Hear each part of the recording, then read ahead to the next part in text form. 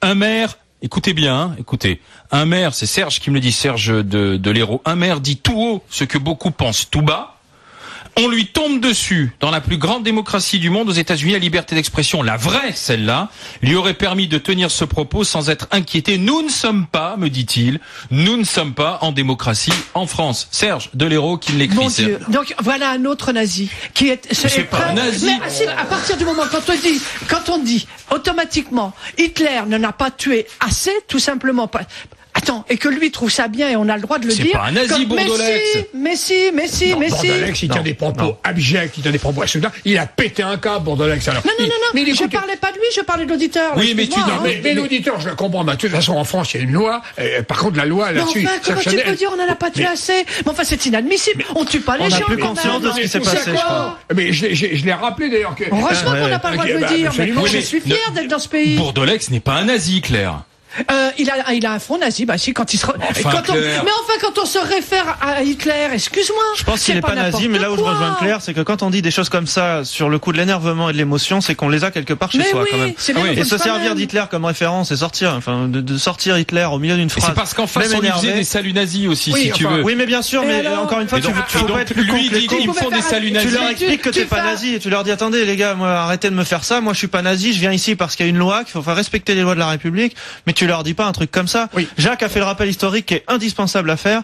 Il y a combien tu disais 220 000 personnes qui ont été tuées et peut-être que l'auditeur a oublié ce que ça voulait dire. Voilà. Pourtant, c'est pas moi, je voudrais aller plus loin quand les gens du voyage. Il y en a qui sont français depuis le 15e siècle. Ouais. Pourquoi ils ont encore un livret de circulation? Ça va être aboli normalement. Ça va être aboli, mais qu'est-ce qu'on attend quand même, ce sont des Français à part entière qui aient vraiment mais j'insiste là-dessus.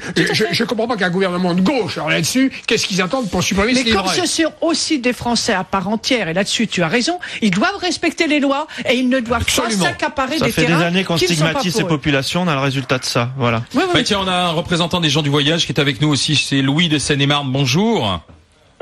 Bonjour.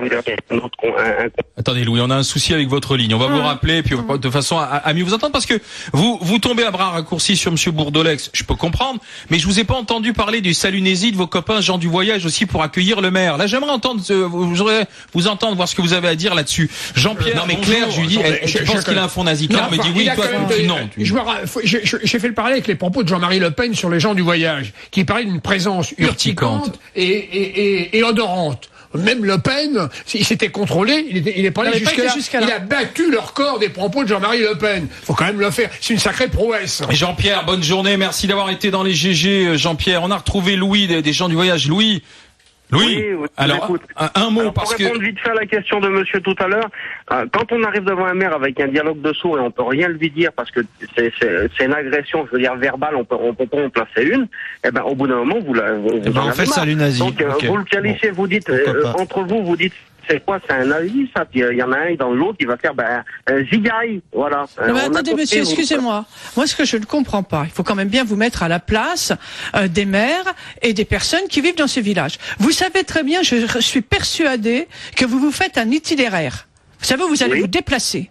Oui, vous pouvez quand même faire un courrier. On prépare l'hiver. Je peux finir. Par les communes qu'on veut traverser. On envoie des lettres l'hiver. On en a qui acceptent. On en a qui acceptent pas. Celles qui acceptent, on s'y installe. C'est pas plus d'une semaine. Vous m'avez pas répondu, attendez Louis. Là. Et ceux qui n'acceptent pas, vous vous imposez alors? Faut bien s'arrêter quelque part. Eh ben non, monsieur. Eh bien non. Non, à partir du moment, je suis désolé, les terrains ne vous appartiennent pas. Imaginez-vous que moi, voilà, je me décide, je vais aller camper. Allez, je vais faire, moi aussi, je vais traverser pendant 3 mois la France. Et en fin de compte, il y a un terrain de camping, mais il ne me convient pas, et là, il y en a pas, c'est pas grave. Je rentre dans un champ, je rentre dans un jardin, j'installe ma famille, mes 3 tantes. Je serai immédiatement exclu, et c'est normal. Madame, est-ce que je peux vous dire quelque chose? Vous savez que quand on voyage, bon, ça, c'est pas d'aujourd'hui qu'on voyage, c'est depuis toujours comme ça. Bon, il n'y a que maintenant que ça cause problème, je comprends pas pourquoi. Non, il n'y a pas que maintenant, monsieur. Tous les ans, on parle du même problème. Tous les ans. Il y a que maintenant qu'on en parle, on va dire. Vous savez que quand on arrive quelque part... Non, mais attendez, là, je comprends pas. Vous avez écrit au mois de février, vous n'avez pas une réponse positive, puisque vous êtes, les 145 caravanes, vous êtes mis sur un terrain qui n'était pas autorisé. On a des réponses positives, et je tiens d'abord mais de Chalet, vous n'aviez pas de réponse positive. Attendez, doucement. S'il vous plaît, tous les maires qui acceptent qu'on aille chez eux. Maintenant, je vais vous dire un truc. Quand on arrive sur une place, il y a des altercations, et parfois ça se passe très bien. Et le plus souvent, quand on arrive, laissez-moi finir s'il vous plaît, quand on arrive, et on reste au bout de 2-3 jours, les gens s'habituent à nous et ils voient qu'on n'est pas si terrible que ça. Ils se demandent même. Vous n'êtes pas terrible du tout. On vous demande simplement de respecter. Attendez, Louis. Moi, je voudrais simplement que vous me disiez ce que vous pensez du salut nazi qui a été fait par les gens du voyage pour accueillir Bourdolex. Moi, ce que je pense du salut nazi, c'est que ils ont fait, et à mon avis, je me mets à leur place. Ils ont vu qu'ils voulaient pas parler, etc. Il y en a un qui s'est dit c'est un nazi, ça roule la ziga, il y a les merdes. Mais là, vous leur trouvez des excuses.